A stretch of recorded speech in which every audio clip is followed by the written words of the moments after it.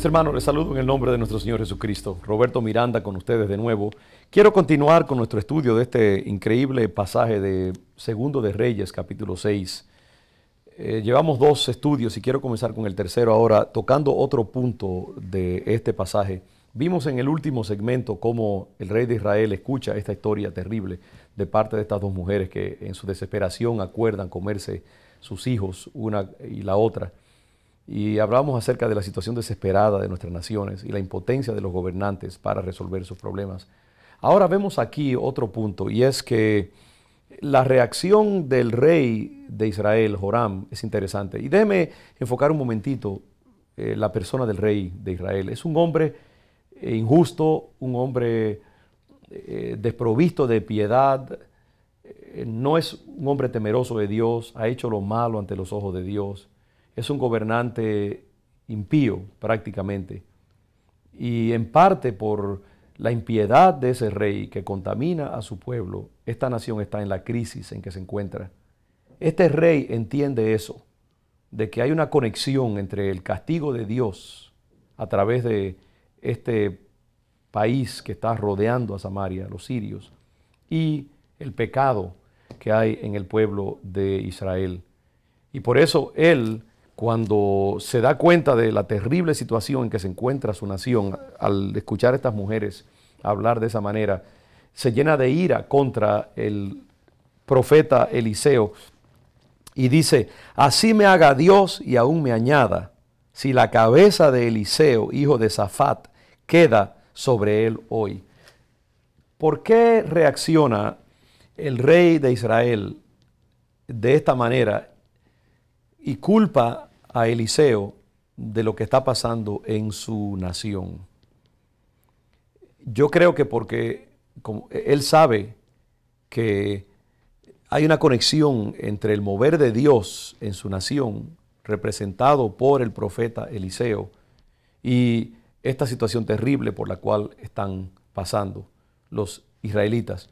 Es interesante que el rey, en vez de arrepentirse y buscar la solución en Jehová, y reconocer que han pecado y que tienen que arrepentirse, y entonces Dios haría lo que Él siempre ha prometido hacer cuando hay arrepentimiento en su pueblo.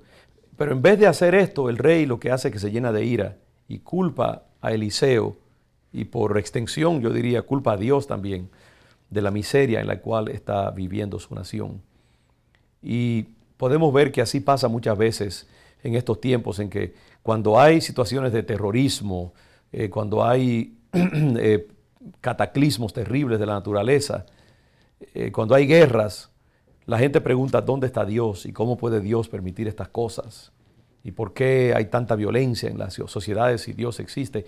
Y en vez de mirar hacia ellos mismos y reconocer su propia injusticia, que es lo que ha hecho que venga el juicio de Dios sobre las naciones, esta gente se aira y acusa a Dios de ser injusto, de no cuidar de su creación, de permitir que cosas malas sucedan. En vez de reconocer, hemos pecado y tenemos que arrepentirnos y buscar misericordia en las manos de Dios.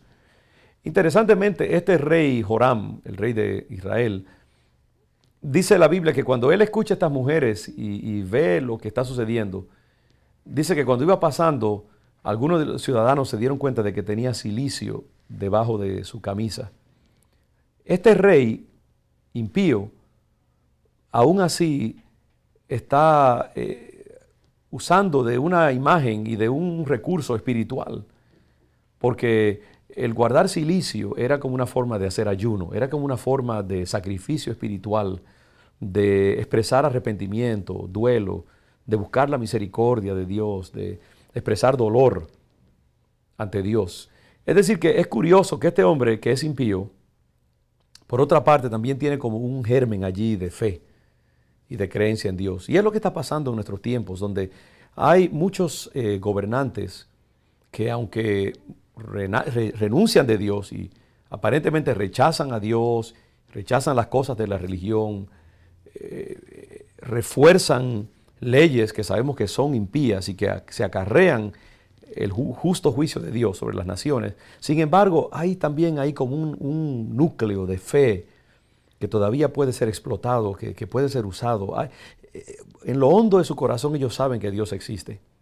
Y es ese puntito de fe el cual la iglesia tiene que tratar de acicatear e intensificar y hacer a crecer. Porque creo que todavía hay algo en las naciones, todavía hay algo de temor de Dios en nuestros gobernantes que podemos nosotros tratar como una llamita que está allí casi muriéndose y que debemos soplar para que crezca.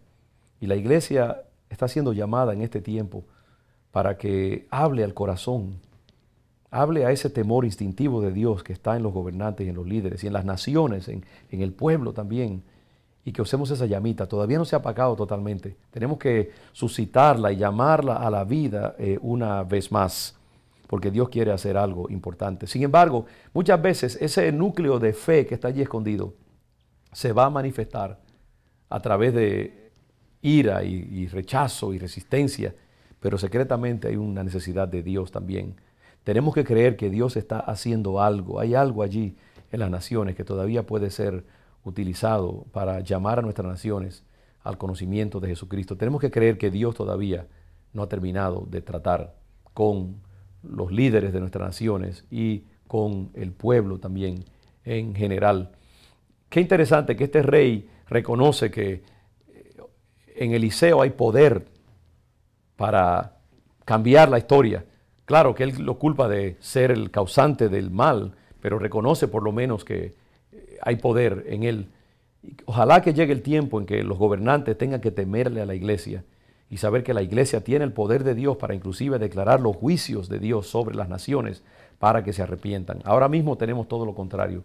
Una iglesia impotente, una iglesia que nadie toma en cuenta, una iglesia que nadie respeta y menos que le teme, porque no tenemos el poder de Dios. Y tenemos que pedirle a Dios que baje su poder profético para que podamos de nuevo inquietar a las naciones con la palabra del Evangelio. Que Dios nos continúe bendiciendo. Continuaremos en nuestro próximo segmento.